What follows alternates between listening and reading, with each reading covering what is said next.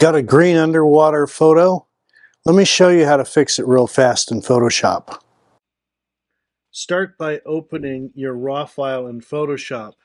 It will automatically load into Adobe Camera Raw. Then go over to the color panel and click the eyedropper under white balance. Find something that's like a neutral gray or white, such as the bottom of the fish, and click. The green cast goes away. Next, go to the effects panel and bump up clarity. This brings back detail that's lost underwater.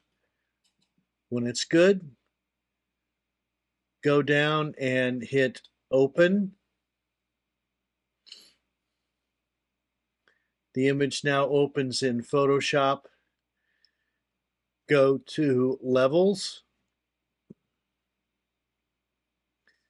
You'll see the histogram and the sliders there.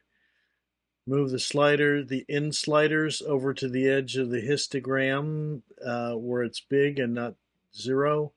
And you'll see that brings out more detail, image depth, and makes the colors pop. That's it. Your green underwater shot is now clean, natural, and ready to post. Hit like and subscribe to keep exploring Monterey's underwater world with me.